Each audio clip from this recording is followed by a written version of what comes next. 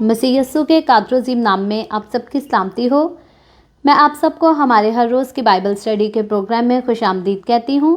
میرے عزیزو، اس سے پہلے ہم نے خداوند کے کلام میں سے قضات کی کتاب اس کے 3 باب کی بائبل ریڈنگ کی تھی، اور آج ہم اپنی بائبل ریڈنگ کو آگے بڑھاتے ہوئے خداوند کے کلام میں سے قضات کی کتاب اس کا 4 باب اور اس کی پہلی آیت سے لے کر 10ویں آیت تک خداوند کے کلام کو پڑھیں گے۔ اور اس سے پہلے میں خداوند کے کلام کو پڑھنا شروع کروں، آپ سب سے گزارش کرتی ہوں کہ آپ جتنے میرے ساتھ آن لائن آ چکے ہیں، اس ویڈیو کو ضرور اپنی وال پر اور دوسرے گروپس میں شیئر کریں تاکہ مزید لوگ ہمیں خداوند کا کلام سننے کے لیے جوائن کر سکیں۔ آئیں اپنی بائبل مقدس کو ضرور میرے ساتھ کھولیں اور نکالیں۔ قضات کی کتاب بک آف ججز اس کا 4 باب اور اس کی پہلی آیت سے یوں لکھا ہے: اور اہود کی وفات کے بعد بنی اسرائیل نے پھر خداوند کے حضور بدی کی۔ اہود کے بارے میں میرے عزیزوں ہم آلریڈی کل کی بائبل ریڈنگ میں پڑھ کے آ چکے ہیں۔ اگر آپ نے مس کیا ہو تو میں آپ کو ضرور سجیسٹ کرتی ہوں، ایونجلسٹ ماریا آفیشیل کے نام سے یوٹیوب چینل ہے، وہاں پر آپ جا کر کل کی ویڈیو کو دیکھ سکتے ہیں۔ آپ بک آف ججز لکھیں گے، چیپٹر 3 ایونجلسٹ ماریا آفیشیل لکھیں گے تو آپ کے سامنے کل کی ایپیسوڈ ضرور آ جائے گی۔ آپ اہود کے بارے میں کل کی ایپیسوڈ میں سیکھ کر آ چکے ہیں۔ میں نے اور آپ نے، ہم سب نے اکٹھے پڑھا تھا، سیکھا تھا کہ کس طرح سے بنی اسرائیل جب گناہ میں پڑ جاتے ہیں، بدی میں پڑ جاتے ہیں، تو خدا اہود کو استعمال کرتا، قاضی مقرر کرتا اور اہود کے وسیلہ سے اسرائیلیوں کو رہائی بخشتا ہے، غلامی سے چھڑا لیتا ہے، مصیبتوں، دکھوں، تکلیفوں سے چھڑا لیتا ہے۔ لیکن ہم دیکھتے ہیں کہ اہود جو ہے، جب اس نے اسرائیلیوں کو جو ہے وہ آزادی دلا دی، اسرائیلیوں کو محفوظ کر لیا، تو بنی اسرائیلیوں کے درمیان جو ہے وہ 80 سال تک سکون رہا، اطمینان رہا، اور لوگ جو ہے وہ گناہ سے، بدی سے اور ان کاموں سے جن کو نہ کرنے کا یہوہ خدا نے حکم دیا تھا اس سے باز رہے۔ کتنے برس؟ 80 برس۔ جب پہلے اسرائیلیوں کو رہائی دی گئی تو غتنییل کی طرف سے تب اسرائیلی جو ہے وہ 40 سال گناہ سے باز رہے۔ جب اہود کے وسیلہ سے انہوں نے آزادی پائی، رہائی پائی، نجات پائی، تو پھر وہ 80 سال جو ہے وہ سکون اور اطمینان میں رہے۔ لیکن اب اہود کی جو ہے وہ وفات کا وقت آتا ہے۔ آج کے چیپٹر 4 چیپٹر اس کی پہلی آیت میں لکھا ہے: اور اہود کی وفات کے بعد، یعنی کہ 80 سال گزر جانے کے بعد جو ہے، اب بنی اسرائیل نے پھر خداوند کے حضور بدی کی، یعنی کہ پھر سے انہوں نے گناہ کیا، اور وہ سارے کام جن کو نہ کرنے کا خداوند خدا نے حکم دیا تھا انہوں نے وہ کرنے شروع کر دیے۔ خاص جن باتوں کا خدا نے حکم دیا تھا، خدا نے کہا تھا کہ دوسرے بتوں کو نہیں ماننا، کسی بھی قوم کے، کسی بھی مذہب کے خداؤں کو نہیں ماننا، پھر وہ کیسے بھی معبود کیوں نہ ہو، نہ تو کوئی اسٹیچو بنانا، نہ اس کو سجدہ کرنا، اور نہ اسے اپنے گھر، اپنے محلے میں رہنے کی جگہ دینا۔ اور پھر خدا نے کہا تھا اپنی بیٹیاں تم غیر قوموں میں نہ بیانا، اور نہ غیر قوموں کی بیٹیوں کو بیاہ کر اپنے گھروں میں لانا۔ یہ خدا کے قانون تھے، اور اسرائیلیوں نے خدا کے ساتھ عہد کیا تھا کہ ہم ایک ہی خدا کو مانیں گے جو یہوہ خدا ہے، اور اس کے علاوہ اور کسی خدا کو نہیں مانیں گے۔ اسرائیل اپنا عہد بار بار بھول جاتا ہے، اور خدا جو ہے وہ اس پر غضبناک ہوتا ہے، کیونکہ خدا نے پہلے ہی اسرائیلیوں کو بتا دیا تھا کہ اگر میری فرما برداری کرو گے تو برکتیں ہی برکتیں تمہاری زندگی کا حصہ ہوں گی، لیکن اگر میری نافرمانی کرو گے، میرے حکموں کو بھول جاؤ گے، میرے حکموں کو نظر انداز کر دو گے، تو پھر کیا ہوگا؟ لعنتیں ہی لعنتیں تمہاری زندگی کا حصہ ہوں گی۔ میرے عزیزو، کئی بار ہمارے لوگ سمجھتے ہیں کہ یہ خدا کا حکم جو ہے یہ شریعت کے دور کے لوگوں کے لیے ہی تھا۔ یاد رہے، نیو ٹیسٹمنٹ ہم بڑی ڈیٹیل کے ساتھ، تفصیل کے ساتھ پڑھ کے آ چکے ہیں، سیکھ کے آ چکے ہیں۔ نیو ٹیسٹمنٹ میں کہیں خدا نے نہیں لکھا کہ نافرمانی کرو گے تو برکتیں تمہاری زندگی کا حصہ ہوں گی۔ اولڈ ٹیسٹمنٹ کی بات کریں یا نیو ٹیسٹمنٹ کی بات کریں، پرانے عہد کی کلیسیا کی بات کریں یا نئے عہد کی کلیسیا کی بات کریں، ہر طرف خدا نے جو ہے وہ یہی سکھایا، یہی بتایا، اور پہلے سے آگاہی کر دی کہ فرما برداری کرنے سے تو برکتیں ملیں گی، اور نافرمانوں کی زندگی جو ہے وہ لعنتوں کے تلے دب جائے گی۔ سو میں نے اور آپ نے اپنی زندگی میں جس راستے پر بھی چلنا ہے سوچ سمجھ کر چلنا ہے۔ اگر ہم دنیا کی فرما برداری کریں گے تو خدا کے نافرمان ہو جائیں گے، اور اگر ہم خدا کی فرما برداری کریں گے تو پھر ہم دنیا کے نافرمان ہو جائیں گے۔ اور یاد رہے، جب ہم دنیا کے نافرمان ہو جائیں گے تو دنیا ہم سے نفرت کرے گی، عداوت کرے گی، ہم پر لعن طعن کرے گی۔ جیسے یسوع مسیح کی مخالفت کی گئی ویسے ہی ہماری بھی مخالفت ہوگی۔ جیسے یسوع مسیح کو دکھ دیا گیا، ستایا گیا، بدنام کیا گیا، الزام لگائے گئے، اسی طرح ہمیں بھی دکھ دیا جائے گا، ہمیں بھی ستایا جائے گا، ہم پر بھی الزامات لگائے جائیں گے، ہمارے حق میں ایسی ایسی باتیں کہہ دی جائیں گی جن کو ہم کبھی سوچ بھی نہیں سکتے۔ کیونکہ ہم نے خدا کی فرما برداری اور دنیا کی نافرمانی کی ہے۔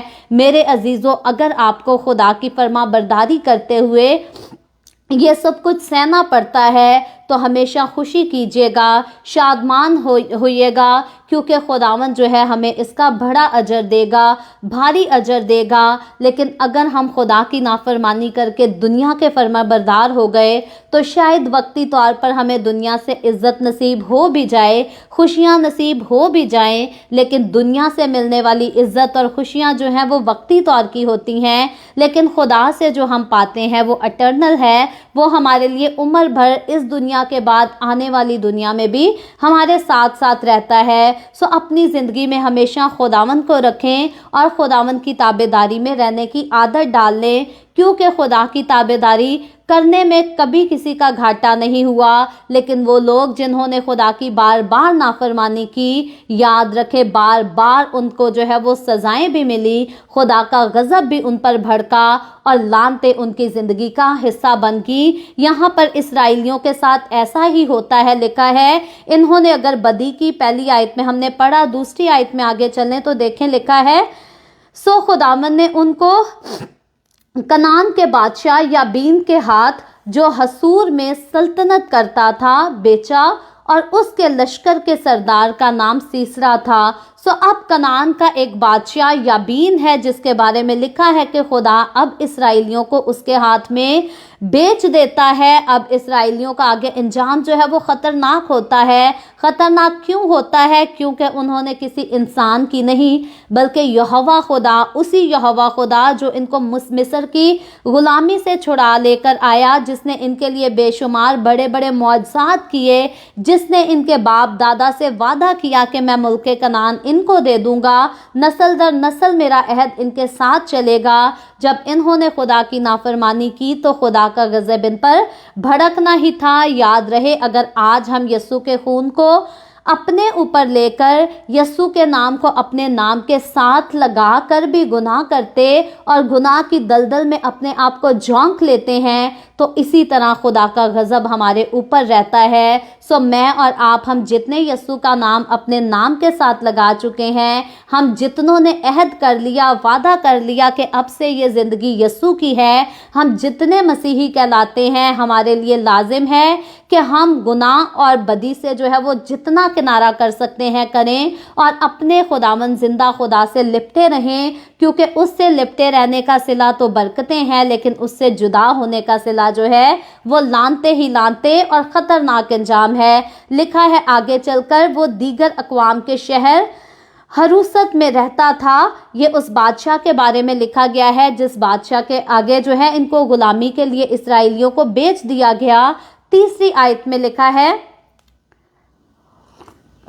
معذرت چاہتی ہوں، تب بنی اسرائیل نے خداوند سے فریاد کی کیونکہ اس کے پاس لوہے کے 900 رتھ تھے اور اس نے 20 برس تک بنی اسرائیل کو شدت سے ستایا۔ سو 20 برس تک اسرائیلی جو ہیں وہ شدت سے ستائے جاتے ہیں، اور معمولی طریقے سے نہیں، بلکہ یہاں پر بتایا گیا ہے کہ جس بادشاہ کی غلامی کرنے کو یہ لوگ بیچ دیے گئے تھے، اس کے پاس جو ہے وہ 900 لوہے کے رتھ اور خطرناک رتھ تھے، جو انسان کو بہت جو ہے وہ تکلیف دہ چوٹ پہنچانے کے لیے ہوتے تھے، جس سے انسان کا بڑا نقصان ہوتا تھا، انسان کو بڑی ذلت جو ہے وہ سہنا پڑتی تھی۔ اب اسرائیلی اس इस किस्म की ज़िल्लत को सह कर, मुसीबतों को सह कर, तकलीफ़ों को सह कर आखिरकार वो खुदा को याद करते हैं। उन्हें याद आता है कि यहोवा खुदा जो है उसने तो हमें बचाया था, उसने तो हमारे साथ अहद बांधा था और कहा था कि मैं तुम्हारे साथ साथ चलूँगा। अब इनको जाकर याद आता है कि हम तो उस खुदा के लोग हैं जिसने इसराइलियों के लिए पानी को तो 2 टुकड़े कर दिया था, जो तो इसराइलियों के लिए आसमान से मन बरसाता था। अब इनको याद आता है कि यहोवा खुदा भी कोई चीज़ और उसके पास लौटने के अलावा और कहीं भी जो है हम महफूज नहीं रह सकते, हम किसी तरह से अपने आप को बचा नहीं सकते। बेशुमार इस दुनिया में इंसान ऐसे ही आते हैं, अपनी ज़िंदगी में गुनाह पर गुनाह करते जाते और सज़ाओं को अपनी ज़िंदगियों में अपने मुकद्दर में भरते जाते हैं और इस बात को एक्सेप्ट नहीं करते कि खुदा जो है वो नजात दहिंदा है। और क्यों ना हम जो है वो मुसीबतें सहने की बजाय, तकलीफ़ें सहने की बजाय खुदावंद खुदा की तरफ राग़िब हो जाएं और अपनी ज़िंदगी में अपने लिए कुछ बरकतों को जोड़ लें। याद रखें, अगर अपनी ज़िंदगी में आप अपनी गलतियों की वजह से, अपनी कोताहियों की वजह से, अपनी कमज़ोरियों की वजह से कुछ मुसीबतों का शिकार हैं आज, तो आज अपना जुआ जो है वो खुदावंद पर डाल दें। खुदावंद हमारा खुदा जो है वो रहम करने वाला है, वो कहर करने में धीमा और शफ़क़त में गनी है। जब आप उसके पास आ जाएंगे, जब आप उसके कदमों में आ जाएंगे, अपने गुनाहों का इकरार कर लेंगे, उससे तौबा कर लेंगे, उससे माफ़ी मांगेंगे, तो वो तो हमेशा हर एक को माफ़ करता है, वो तो हमेशा हर एक को गले से लगाता है। खुदा की ख्वाहिश में कब शामिल है कि वो किसी इंसान पर जुल्म करे या किसी इंसान को दुख दे या किसी इंसान को सज़ा दे।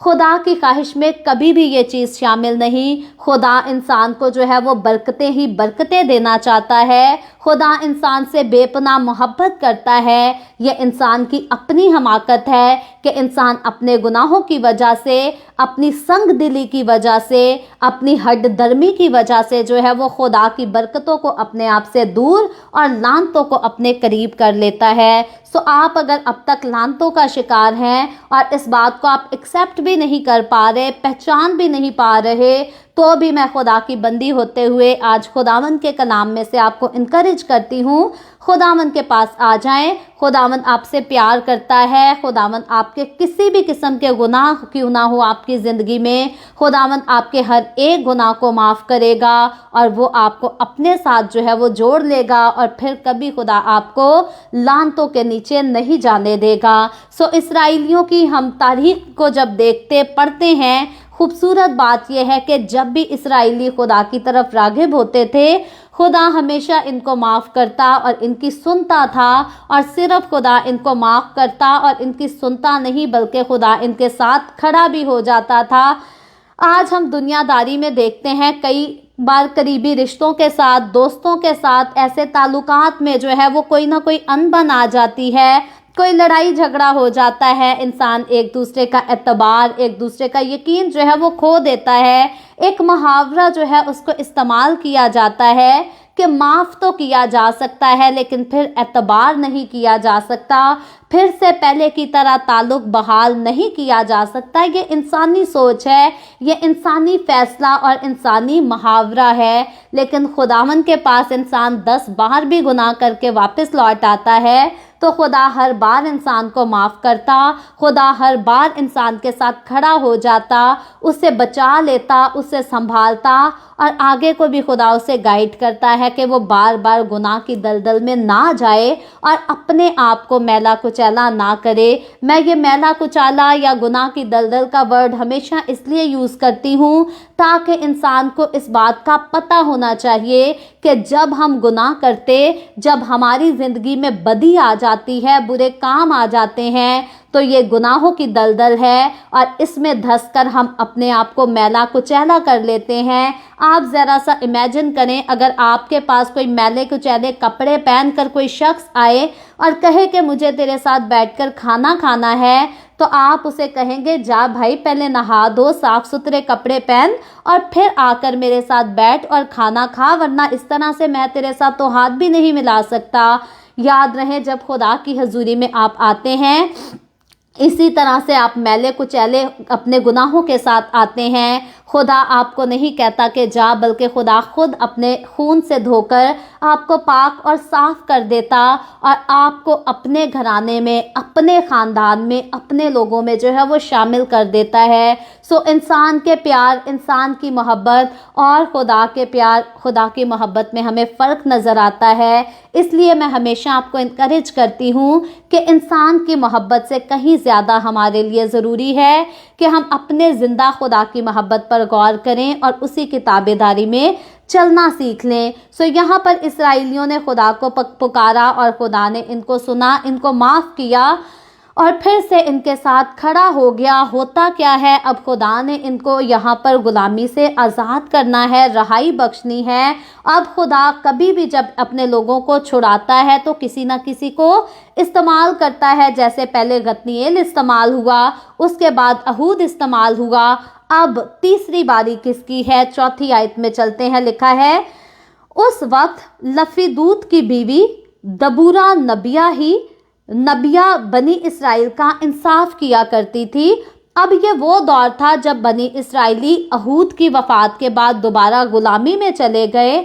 उस दौर में दबूरा नाम की एक खातून जो कि नबिया की खिदमत करती थी, नबिया के एज ए नबिया जो है वो इसराइलियों में रहती थी और लिखा है कि ये इसराइलियों का इंसाफ करती थी। अब नबी या पैगंबर वो होता है जो खुदा के साथ बड़ी क्लोजनेस में होता है, गहरी रफाकत में होता है और खुदा की बात को जो है वो इंसान तक पहुंचाता है, खुदा के मैसेज को इंसान तक जो है उसे ट्रांसफ़र करता है। ये नबी का काम होता है। दबूरा की ज़िंदगी पर जब गौर करें तो दबूरा जो है ये एक ऐसी ही खातून थी, एक ऐसी ही औरत थी, एक ऐसी लेडी थी जो कि खुदा की कुर्बत में बहुत ज़्यादा रहा करती थी। बाज़ोकात आज भी अगर कोई फीमेल प्रीचर उठकर प्रीच करती हो तो कई अहमक लोग जो है नीचे कमेंट में लिख देते हैं कि पौलुस रसूल ने कहा था कि औरत का जो है वो कलीसिया के मजमा में खामोश रहना ज़रूरी है, वो बोल नहीं सकती, वो कलाम नहीं सुना सकती। याद रखें पौलुस रसूल ने किस वे में कहा था, उसको तो हम जब न्यू टेस्टामेंट हमने पढ़ा था सीख कर आ चुके थे। याद रखें पौलुस रसूल ने बिल्कुल भी खुदा के हुक्म की जो है वो नाफरमानी कहीं नहीं की, कहीं भी पौलुस रसूल ने खुदा के कलाम की मुखालफत नहीं की, खुदा के हुक्मों की मुखालफत नहीं की। औरत को अपनी खिदमत के लिए चुनना और इस्तेमाल करना ये खुदा का फैसला था। इंसान तो अपनी मर्जी करता है, इंसान ने तो जिसे नीचे दिखाना है उसको कुछ भी कह देगा या जिसको ऊंचा दिखाना है उसके लिए कुछ भी कह देगा। अलबत्ता पौलुस ने जो है वो औरत को नीचा दिखाने के लिए ये बात नहीं कहे। पौलुस ने सिर्फ वो जो कलीसियाई आम मीटिंग्स होती हैं, जैसे सालाना मीटिंग होती है, उसके बारे में हम सीख कर आ चुके हैं। पौलुस ने उस मजमा में कहा था कि औरत का खामोश रहना ज़रूरी है। वो बात यह है कि जब सालाना फैसले होते हैं, मीटिंग्स बैठती हैं, मुख्तलिफ किस्म के पास्टर्स जमा होते हैं, तो वो एक दूसरे की जो है वो गलतियों को भी सामने रख रहे होते हैं और किसी भी मर्द को इजाज़त नहीं दी गई कि किसी औरत के साथ ऊंची आवाज़ से बोले या बदतमीज़ी से बात करे या किसी औरत को इंसल्ट करे। सो ये वजह थी कि अगर औरत कहीं बोलेगी और कोई मर्द उसे बेइज्जत करेगा तो वहाँ पर लड़ाई झगड़ा जो है वो बर्पा हो सकता है। और इन चीज़ों को रोकने के लिए पौलुस रसूल ने उन मीटिंग्स में कहा था कि वहाँ पर औरत ना बोले। अलबत्ता पौलुस रसूल और यीशु मसीह के बाकी जो शागिर्द थे, यूहन्ना रसूल हो गया, पतरस रसूल हो गया, जब इन्होंने खुदावंद की खिदमत का आगाज़ किया तो इनके साथ औरतें शामिल थीं और वो भी इनके साथ बढ़ चढ़ कर खुदा की खिदमत में हिस्सा लिया करती थी, खुदा के काम में मगन रहा करती थी। सो नबी होने का, नबिया होने का दर्जा खुदावंद के कलाम में खुदा ने खुद औरत को दिया। दबूरा से पहले हम मरियम के बारे में, जो कि मूसा और हारून काहिन की बहन थी, उसके बारे में भी पढ़ चुके हैं कि वो भी नबिया थी, वो भी खुदा के साथ गहरी रफाकत में रहती थी। दबूरा भी इसी तरह से एक खूबसूरत खातून थी, उसकी ज़िंदगी भी हमें खूबसूरत मालूम होती है, उसके काम भी हमें खूबसूरत मालूम होते हैं, क्योंकि जो ज़िंदगी खुदावंद के करीब रहती है اس سے زیادہ خوبصورت ہستی دنیا میں اور کوئی ہو ہی نہیں سکتی، پھر کوئی بالی ووڈ سے ہو، کوئی ہالی ووڈ سے ہو، یا دنیا کے اور کسی بھی مجمع سے کیوں نہ آ جائے، کسی بھی ملک سے کیوں نہ آ جائے، جو زندگی خداوند کے ساتھ جڑی ہے وہ زندگی دوسری زندگیوں سے سب سے زیادہ خوبصورت ہے۔ خداوند کا کلام اسی طرح سے اس بات کو بیان کرتا ہے۔ دبورا کے نام کے جب ہم میننگ پر غور کرتے ہیں تو دبورا کے نام کا مطلب ہے شہد کی مکھی۔ اب شہد کی مکھی کے جیسی صلاحیت جو ہے وہ دبورا اپنی زندگی میں رکھتی تھی۔ یہ اپنوں کے لیے تو بہت میٹھی تھی، لیکن دشمنوں کے لیے یہ بہت زیادہ زہریلی ثابت ہوتی ہے۔ اس طرح سے اس کے نام کا مطلب جو ہے اس کی زندگی میں پورا ہو جاتا ہے۔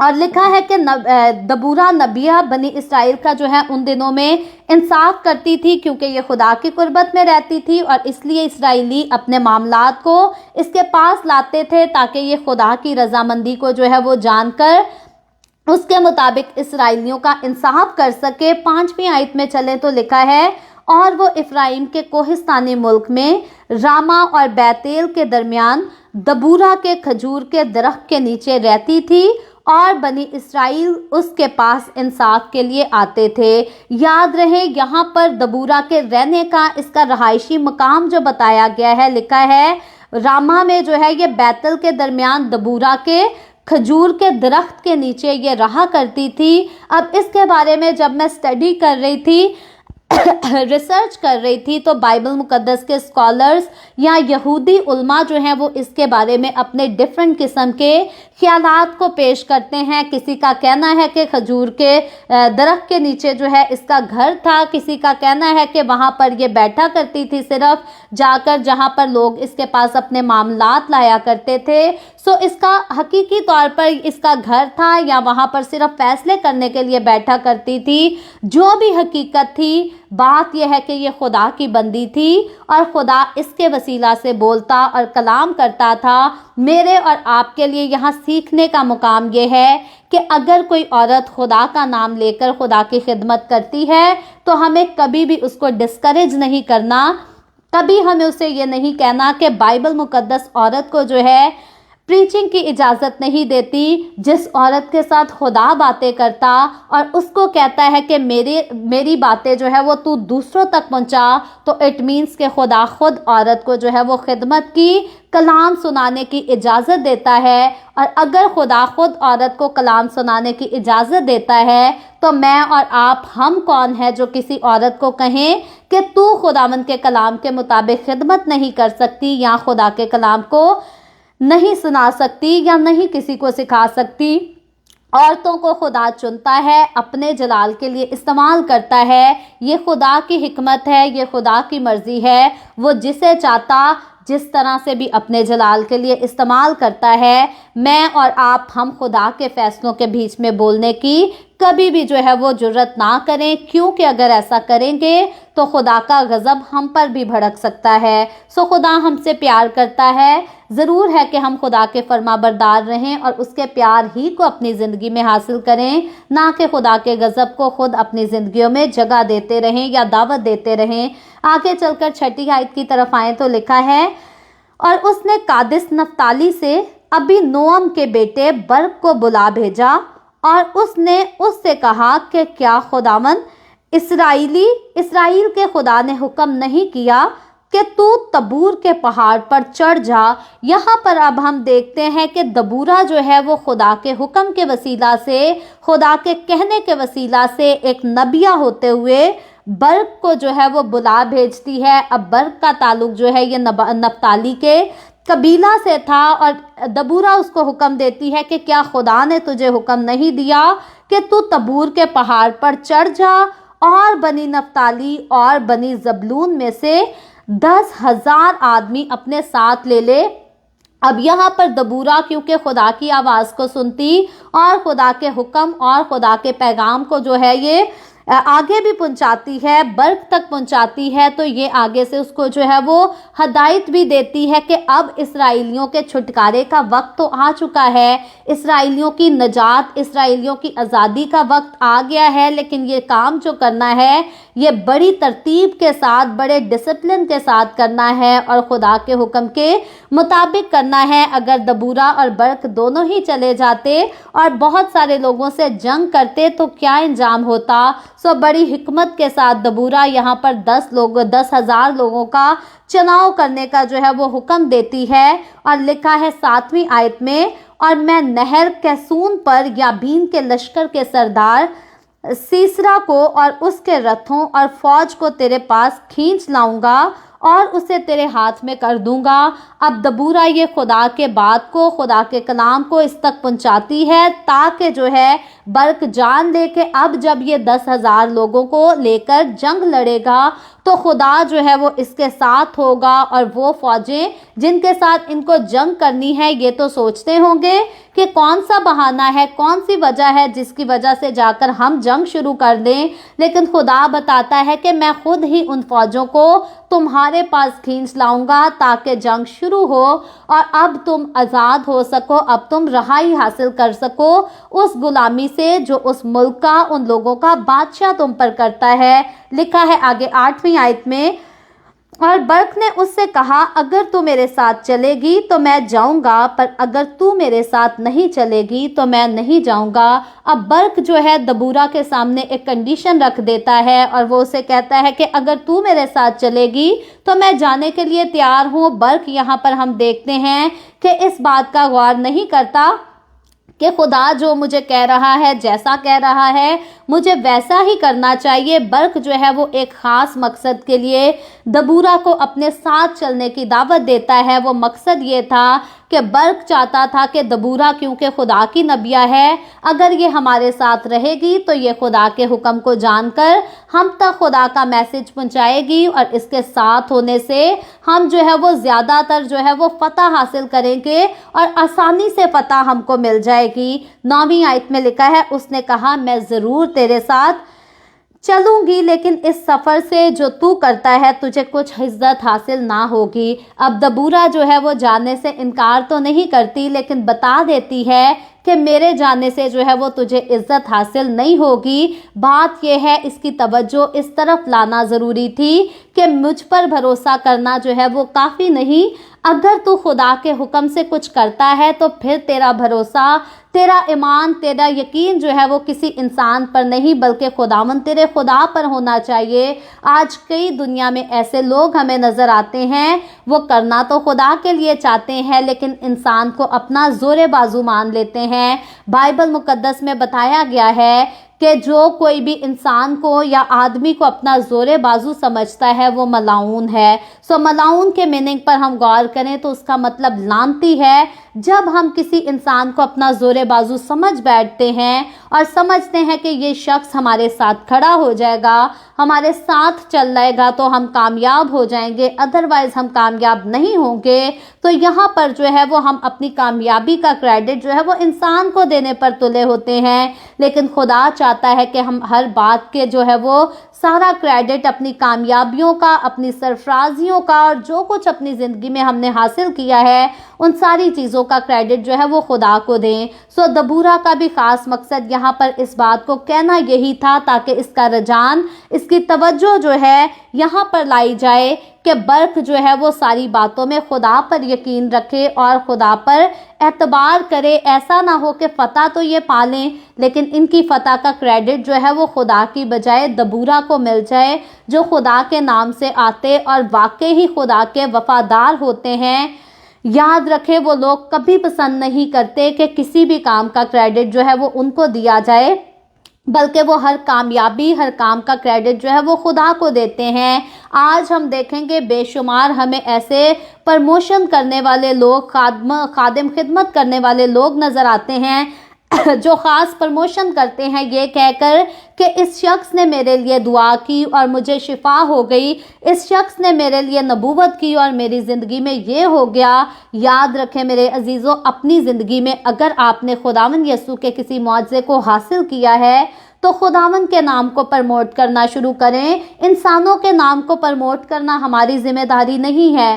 میں اور آپ اگر ہم خدا کی قدرت کو دیکھتے ہیں, اگر ہم خدا کی قدرت کا تجربہ کرتے ہیں, تو ہمیں اس کے بعد خداوند کو جو ہے وہ پرموٹ کرنا ہے. ہمیں خداوند یسوع کے نام کو اونچا کرنا ہے. نہ ہم کبھی کسی کے نام کو اونچا کرتے پھریں, نہ ہم کبھی کسی کے نام کو اونچا کرتے پھریں. اصل میں لوگوں نے بزنس بنا رکھا ہے. آج اگر دی وے آف ہیون پہ میں ایک ایسا پروگرام شروع کر دوں کہ میں یہاں پر ٹیسٹمنیز لا کر بتانا شروع کر دوں کہ سسٹر ماریا نے دعا کی اور میرا کینسر ختم ہو گیا, سسٹر ماریا نے دعا کی تو میری آنکھیں کھل گئیں, تو میرے خیال اس وقت مجھے اسکرین پر جو لوگوں کی تعداد نظر آ رہی ہے, یہ کوئی 26 لوگ جو ہیں وہ لائیو ہمیں جوائن کیے ہوئے ہیں, جو ساتھ مل کر خداوند کے کلام کو سیکھ رہے ہیں. لیکن اگر ہم اس قسم کی باتیں یہاں پر آ کر کرنا شروع کر دیں تو میرے عزیزو یقین کریں ہمارے ساتھ جو ہے وہ ایک وقت میں جو ہے وہ 2,000 لوگ بھی ہمیں لائیو آ کر جوائن کیا کریں گے, کیونکہ لوگ جو ہے وہ اس قسم کے پرموشن کو دیکھ کر آتے اور لوگوں کی تعداد بہت زیادہ ہو جاتی ہے. سو بے شمار آج ہمیں ایسے ہی لوگ نظر آتے ہیں جو جھوٹے پرموشن کرتے ہیں, جھوٹی ٹیسٹمنی سنا رہے ہوتے ہیں تاکہ زیادہ سے زیادہ لوگ ہمیں جوائن کرنے. اس کی منسٹری کے پاس جاؤ, اس کی منسٹری میں جا کر دعا کرو تو تمہارا یہ کام ہو جائے گا, تمہارا یہ کام ہو جائے گا. آج بے شمار ایسی جھوٹی منسٹریز ہیں جنہوں نے خداوند کی طرف سے انسان کی توجہ کو ہٹا دیا ہے اور اپنی طرف انسان کی توجہ کو لگا دیا ہے. میرے عزیزوں, میری دل سے ہمیشہ دعا ہے کہ خدا مجھے کبھی ایسے کام کے لیے استعمال نہ کرے کہ میں انسانوں کی توجہ جو ہے وہ خداوند کی طرف سے ہٹا کر اپنی طرف لگا لوں.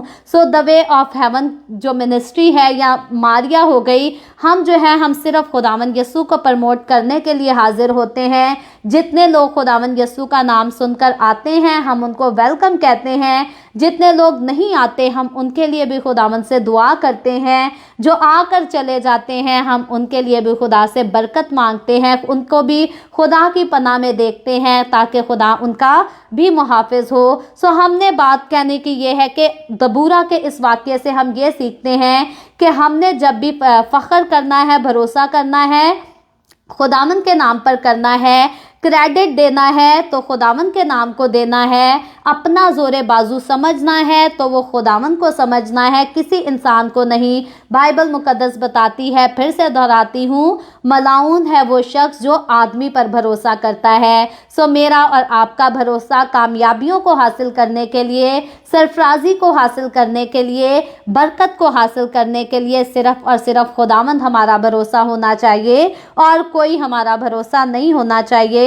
سو اسی لیے دبورہ یہاں پر اس کو جو ہے وہ پہلے سے یہ آگاہ کر دیتی ہے کہ میں تو تیرے ساتھ چلی جاؤں گی لیکن اب تجھے عزت نہیں ملے گی, کیونکہ تو خدا کے نام کی عزت مجھے دینا چاہتا ہے اور وہ اس کو لینا پسند نہیں کرتی. جو خدا کے ہوتے ہیں وہ خدا کے نام کو اونچا کرتے ہیں اور جو خدا کے نہیں ہوتے وہ اپنا ہی نام اونچا کرتے رہتے, اپنے ہی نام کا پرموشن کرتے رہتے ہیں, خدا کے نام کو بیچ میں مس یوز ضرور کر لیتے ہیں. آگے چل کر دیکھیں, لکھا ہے کیونکہ خداوند سیسرا کو ایک عورت کے ہاتھ بیچ ڈالے گا. اور دبورہ اٹھ کر برق کے ساتھ قادس کو گئی. سو دبورہ جو ہے اس کو آگاہ بھی کرتی اور اس کے ساتھ چلی جاتی ہے.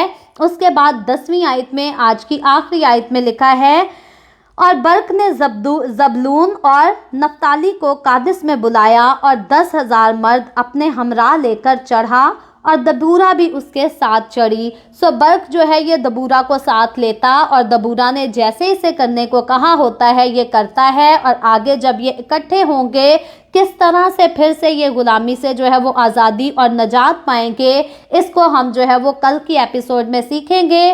سو میرا ایمان ہے آج کے کلام کے وسیلہ سے آپ سب نے بہت اچھی خداوند کے کلام سے رہنمائی بھی حاصل کی ہے, برکت بھی حاصل کی ہے. کئی لوگ کلام کو صرف برکت کے لالچ سے پڑھتے ہیں. یاد رکھیں برکتیں بھی تب ہی اچھی لگتی ہیں جب خداوند کا کلام آپ کی رہنمائی کرے کہ کس طرح سے آپ نے خداوند کی تابعداری کرنی ہے. سو पहले रहनुमाई ज़रूरी है। जब रहनुमाई मिल जाती है, जब हम अमल करना सीखते हैं, तो खुद ही बरकतें हमारी ज़िंदगी का हिस्सा बनना शुरू हो जाती हैं। सो खुदावंद आज के कलाम के वसीला से मुझे और आपको हमें बरकत दे और हम सबको तौफीक दे कि हम एहतियात करके इस पर अमल करने वाले भी हो सकें। अभी हम दुआ करेंगे और इससे पहले मैं दुआ करूं, आप सबसे गुजारिश करती हूं कि आपके पास कोई भी प्रेयर रिक्वेस्ट है तो आप नीचे कमेंट में लिख सकते हैं। आए हम सब दुआ करेंगे। Hallelujah hallelujah. प्यार से भरे जिंदा आसमानी बाप, मैं तेरे प्यारे बेटे अपने प्यारे खुदावंद यीशु मसीह नासरी के नाम में तेरे कदमों में आती हूँ। तेरी शुक्रगुजारी करती हूँ इस वक्त के लिए जो तूने हमें बख्शा, ताकि हम तेरे पाक कलाम को पढ़कर सुनकर इससे बरकत हासिल कर सकें। ऐ बाप आसमानी, जितने लोग मेरे साथ ऑनलाइन आए हैं तेरे पाक कलाम को सुनने के लिए, सीखने के लिए, अपने तमाम लोगों पर अपना हाथ बढ़ा, बरकत दे, इनके घरानों को बरकत दे। ऐ बाप आसमानी, तू फजल दे के तेरे लोग तेरी पाक हजूरी में आगे बढ़ते चले जाएं, तुझ में वफादार रहें और तेरी बरकतों को हासिल करते रहें। इसी तरह खुदावंद जो लोग बाद में ऑनलाइन आकर इस वीडियो के वसीला से तेरे कलाम को सुनेंगे, मैं उनके लिए भी खुदावंद तेरी यही बरकतें मांगती हूँ। तो उनके भी साथ हो, उनको भी अपनी हजूरी में बढ़ा। ऐ बाप आसमानी, जितने लोगों ने इस वीडियो के नीचे कमेंट्स में अपनी अपनी दरख्वास्तें लिखी हैं, मैं तेरी बंदी होते हुए तेरे लोगों की तमाम दरख्वास्तों को तेरे सामने पेश करती हूँ। तुझसे मिन्नत करती हूँ, दरख्वास्त करती हूँ, अपने लोगों के साथ हो। तमाम तरह की बीमारियों से, दुखों, तकलीफ़ों, परेशानियों से अपने लोगों को आज़ाद कर, ताकि तेरे लोग आज़ाद होकर तेरी शुक्रगुजारी करें, तेरे नाम की गवाही दे सकें। ऐ बाप आसमानी, मैं तेरे तमाम खादमों को, मुकद्दसीन को, पाकलिसियाओं को, परस्तारों को तेरी हजूरी में याद करती हूँ। उन सब पर भी अपना हाथ बढ़ा, सबको बरकत दे, अपनी पनाह में लिए रख, अपने जलाल, अपनी गवाही के लिए सबको और ज़्यादा कसरत से इस्तेमाल कर। मुझ पर अपना हाथ बढ़ा, the way of haven Facebook page पर सारी मिनिस्ट्री पर अपना हाथ बढ़ा, अपने जलाल के लिए, रूहों की नजात के लिए और ज़्यादा कसरत से इस्तेमाल कर। बनी इसराइल पर तेरी बरकत, तेरी सलामती हो और हम सब पर भी तेरी बरकत और सलामती हमेशा होती रहे। मसीह यस्सु के नाम में ये दुआ मांगती हूँ, आमीन। खुदावंद की सिखाई हुई दुआ में शरीक होंगे। आए हमारे बाप, तू जो आसमान पर है, तेरा नाम पाक माना जाए, तेरी बादशाही आए, तेरी मर्जी जैसे आसमान पर पूरी होती है ज़मीन पर भी हो। हमारे रोज़ की रोटी आज हमें दे। जिस तरह हम अपने कर्जदारों को माफ़ करते हैं, तू भी हमारे कर्ज हमें माफ़ कर। हमें आजमाइश में ना पड़ने दे, बल्कि बुराई से बचा, क्योंकि बादशाही, कुदरत और जलाल हमेशा तेरे ही हैं, आमीन आमीन। खुदावंद आप सबके साथ हो, आप सबको बहुत बरकत दे। मेरे साथ हर रोज़ ऑनलाइन आकर खुदावंद के कलाम को सुनने के लिए आप सबका बहुत ज़्यादा शुक्रिया। इस कलाम को जगह जगह शेयर करते रहें, ताकि हम सब के वसीला से अंजील की मनादी कसरत से हो सके। सो कल फिर खुदावंद ने चाहा तो इसी तरह the way of haven Facebook page पर ऑनलाइन आकर हम खुदावंद के कलाम को सीखेंगे। पाकिस्तान के सुबह 7 बजे, इंडिया के सुबह 7:30 बजे और कनाडा टोरंटो टाइम के मुताबिक रात को 10 बजे। आप ज़रूर खुद भी आएँ, दूसरों को भी दावत दें, ताकि मज़ीद लोग हमारे साथ मिलकर खुदावंद के कलाम को सीखते रहें और खुदावंद की हजूरी में आगे बढ़ते रहें। सो खुदावंद आप सबके साथ हो, आमीन।